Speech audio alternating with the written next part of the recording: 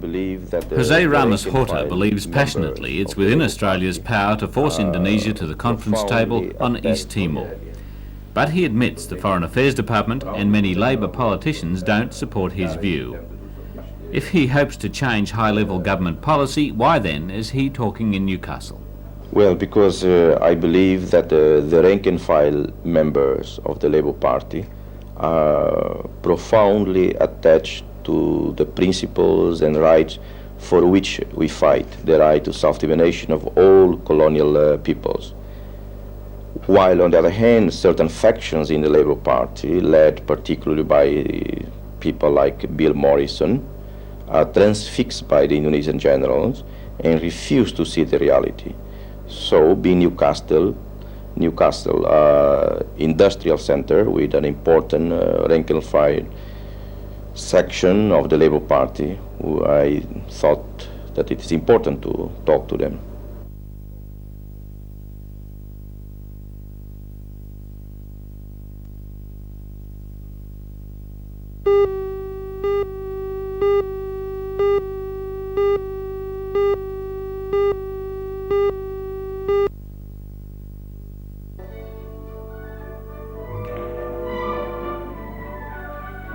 Last night was dress rehearsal, a chance for the 55-member company to brush up on moves and iron out hitches.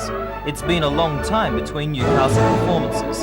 The Australian Ballet was last in the city in 1976 with a production of The Merry Widow. This show, La Female Grande, has already shown to packed houses in Melbourne, Canberra and Sydney. This version of the ballet was originally performed by the Royal Ballet in 1960 and is being directed by Maina Gilbert, niece of the late actor Sir John Gill. Music is provided by the Melbourne Elizabethan Orchestra. 6 dancers will play the 2 lead roles. The ballet is so technically and physically demanding, they are sharing the strain by taking turns on successive nights. One of the dancers taking the female lead is Therese Power, who grew up in Merewether and trained under Tessa Maunder. Therese will dance tonight, playing a happy character in what is essentially a light-hearted ballet. It is a lot of fun, and it's about a young lady who is in love with a handsome young farmer called Colas, and that her mother wants her to marry a rich young farmer who happens to also be the village idiot. So they have a lot of fun sort of deceiving Widow Simone and playing up behind her back, and of course it all ends happily ever after. It's some years since the Australian Ballet has been to Newcastle. How are you finding the Civic Theatre as a venue to perform in? Well, it's absolutely beautiful. I think the thing that we're finding this time is it's got so much atmosphere, which a lot of the new theatres don't have. And just sitting and watching rehearsal and the orchestra warming up, it's got, I don't know, just that feeling that it used to have in the old days. It's lovely, very exciting.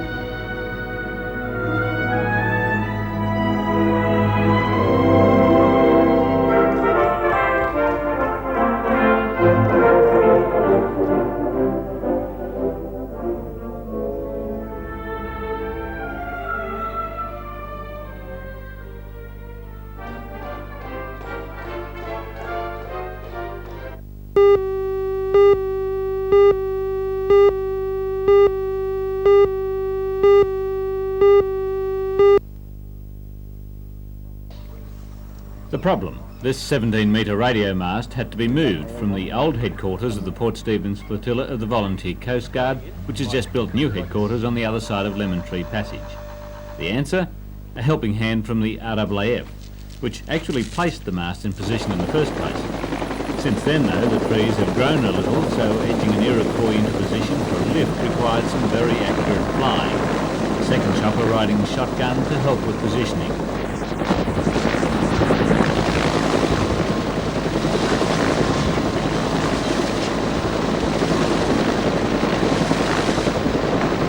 The aerial freed was up and away, shaking some moisture out of a hollow in the structure. Minutes later, on the other side of Lemon Tree Passage, the choppers lined up for a run on the table.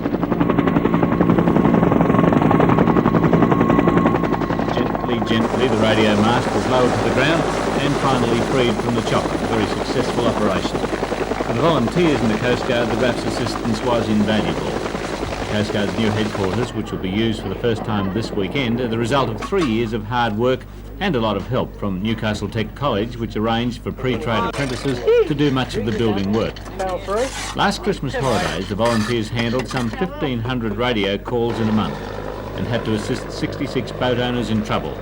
Next summer, they're expecting to be even busier.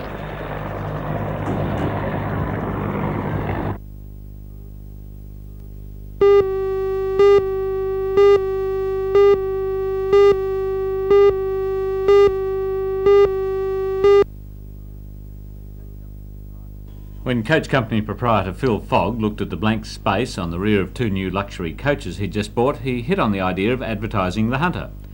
And now the Tourist Authority hopes that other local business people will begin thinking along similar lines. These coaches travel to all states of Australia, so the Hunter logo will get plenty of exposure. Coach lines, it seems, are one section of the tourist industry that are enjoying a boom at the moment. Last weekend, Phil Fogg's company alone carried 50 groups of about 50 people on tours and day trips. Random breath testing has contributed to the popularity of coach travel, and so has the improved design of coaches. These new Austral units, built in Brisbane, are worth together almost $250,000 and are equipped with even video facilities to take any boredom out of long night runs.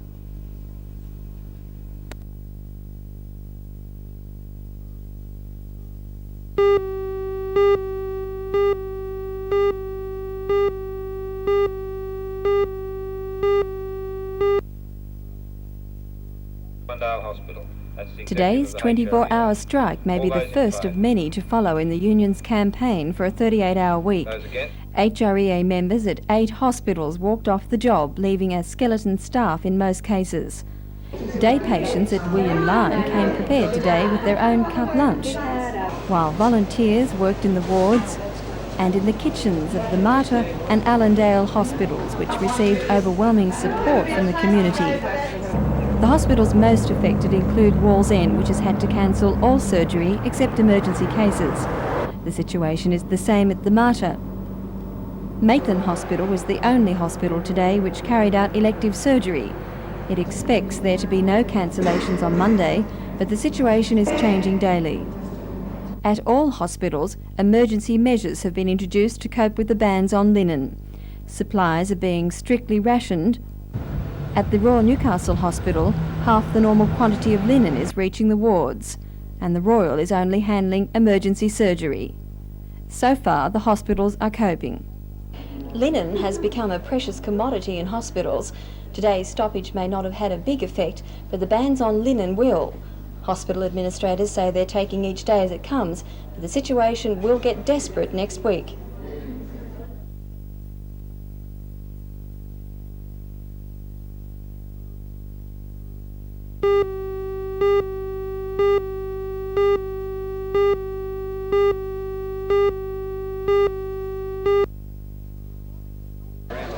If models are your thing, then the Police Boys Club is the place to be this weekend. No matter what your specific interest is, there is something at the Model Expo to appeal. This is the second such expo to be organised by the Lions and Leos clubs of Cardiff. Last year's exhibition was held at the Cardiff High School, but there are so many exhibits this time around that a bigger location was necessary. Items on show include model live steam trains, one of which is a model of Robert Stephenson's famous rocket, quarter-scale biplanes, intricate ships, and N and HO gauge electric trains. As well, there are countless miniature cars and radio-controlled cars and planes. Models are all too often discounted as toys for grown-ups, but the enthusiasts who spend hours and sometimes years creating them would argue differently. This one does, the sleeve does it even better still. It's building now is the iron coat. It was this year built up with it full Z drives.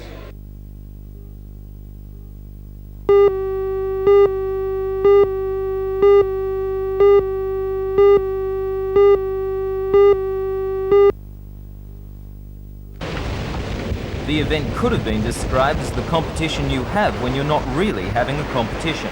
Sure, the contestants were out to show who was best, but their real reason for being there was to learn. The competition concluded what had been a 4-day surfing clinic for young hopefuls. 10 youngsters from all over Australia were selected on the basis of their performance in the national titles. The training program was run by the National Surf Riders Association with federal government funds. Merewether Beach was chosen for the intensive training so that the youngsters would benefit from the expertise of 3-time world surfing champion Mark Richards. The coordinator of the training program, Mr. Alan Jenkins, says its prime purpose is to nurture future champions. Well, we're in the long run trying to mould these younger competitors so that when they're reaching the stage that they'll be members of our teams to go to the world titles, they've had a great depth of coaching in sort of competition tactics, and also that they've got a lot of knowledge about the actual running of contests.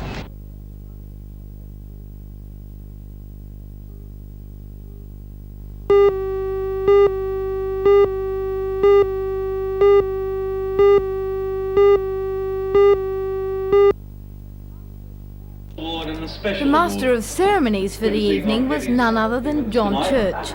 He was joined by about 200 people from all sections of the Newcastle media. The Newcastle Media Club was formed 12 months ago to promote interaction between the various media groups. Last night was testament to its success. In all, there were 23 awards in 9 categories. The award for the best television commercial went to Hunter Advertising for Newcastle Star Classifieds. Hunter Advertising also took out the award for Best Press Commercial, with the Best Radio Commercial award going to 2HD's Barry McDonald.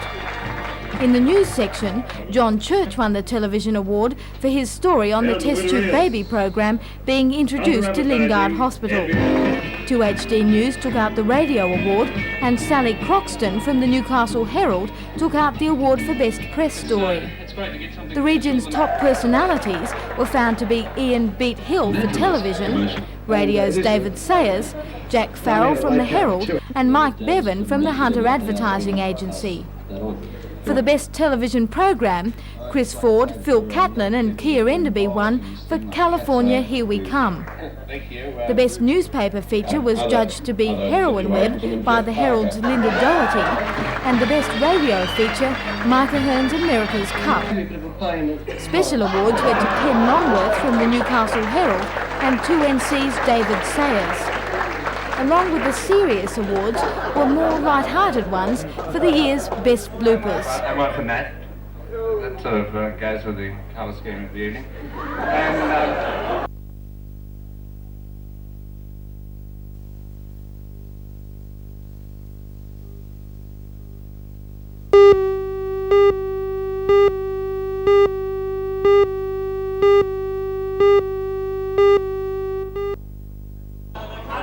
The leaflets and the looks on the band members' faces said Edinburgh or bust. The Castanets need $50,000 to go to Scotland in August. The Newcastle City Council is lending its support by lending the Civic Theatre to the band for free, while NBN and 2KO have chipped in with plenty of promotion.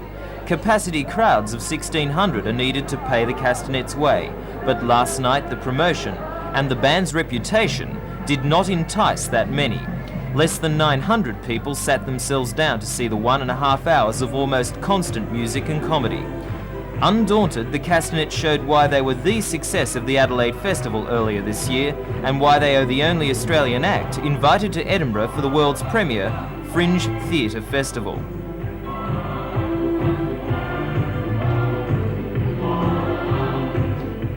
The festival is still in sight for the Castanets, but they will need the support of Newcastle people at their shows tonight and tomorrow night.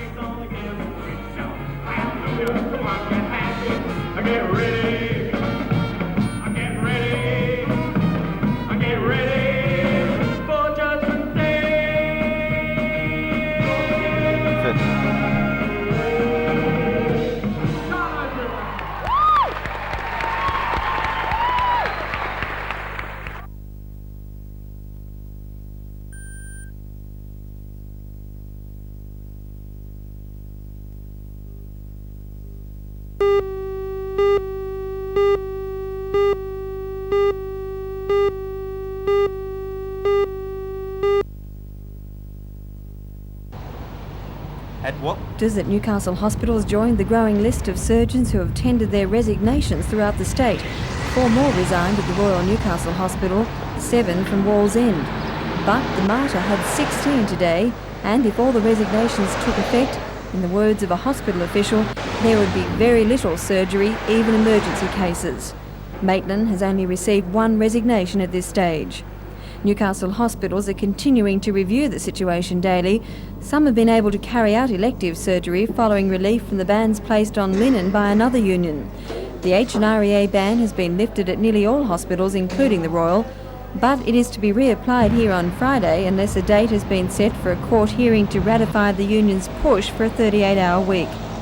As far as the surgeons and hospitals are concerned, tonight's meeting in Sydney will decide future action in Newcastle and its effect on the region's hospital system.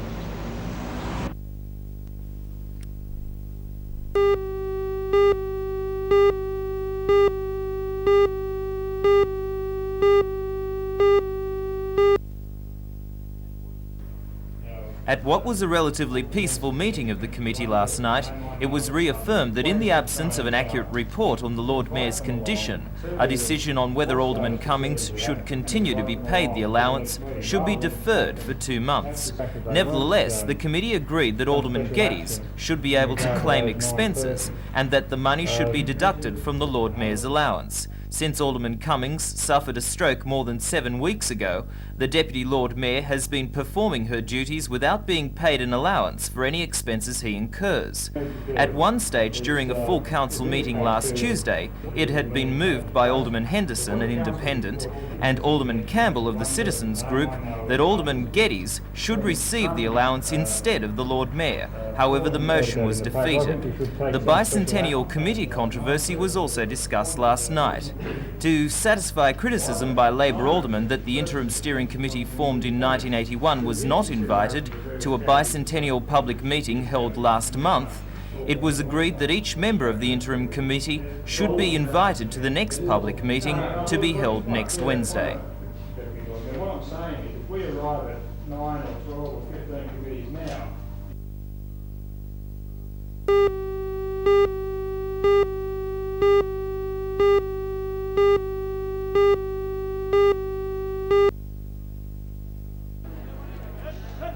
The Maitland sale yards are currently leased from the local council by the Maitland Livestock Agency Limited and are used regularly for cattle sales. However, the land is crucial to the completion of the state government's inner city road bypass, which was begun in February. The route leaves the New England Highway near Melbourne Street in East Maitland and will rejoin it just after passing through sale yard land. Transfer negotiations have been underway for 2 years, the DMR initially refusing to compensate Maitland City Council for the land and then making a token offer of $125,000. Last night, the council voted to accept a final offer of $1.3 million. Maitland Livestock Agency will be wondering how long it can stay at the sale yards. A 1-year lease was signed only last month, but the DMR will be able to remove the company at any time. The bypass is due to be completed sometime in 1987.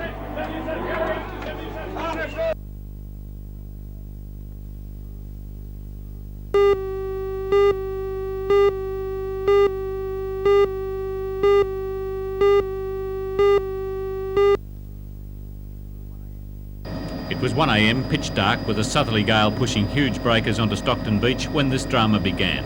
A net fouled the propeller of the trawler Shaney D, and the 2 crewmen on board sent out a call for help as they were swept towards shore. Harry Jenkins turned his boat, Peter's Pride, around and went to their aid. And then things got worse. The net also fouled the propeller of Peter's Pride, and both trawlers were left at the mercy of the huge waves. As Shaney D foundered, Peter's Pride went right over it. Harry Jenkins dragged a bruised crewman, Clive Reeves, from the water, and the second crew member, known only as Mal, drifted ashore clinging to a gas bottle. The Shaney D has been completely destroyed by the pounding waves, and now Harry Jenkins, with the help of fellow fishermen, is fighting a desperate battle to prevent his trawler going the same way. High tide this afternoon will probably decide if he wins or loses that battle.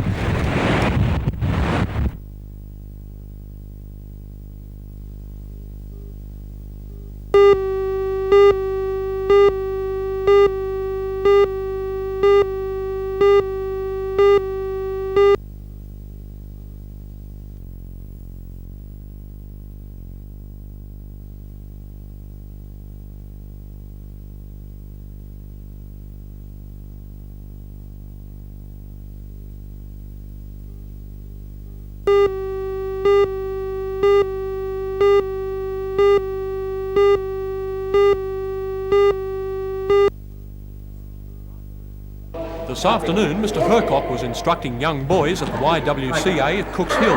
He also runs a much larger class of mostly girls at Toronto after school on Tuesdays. Mr Hercock was an A-level gymnast in his younger days in Czechoslovakia and later a member of the Victorian gymnastics team. Now in Newcastle and retired, he wants to bring the sport competitively alive here, although he admits it's going to take a while. It is a somewhat difficult job because it has not been fostered in the area in Hunterbury at all, except for the girls. I understand the girls have been pushed a bit. What's driving you to do this? Well, I have been in gymnastics since my early childhood in Europe, and well, it has been my hobby horse ever since.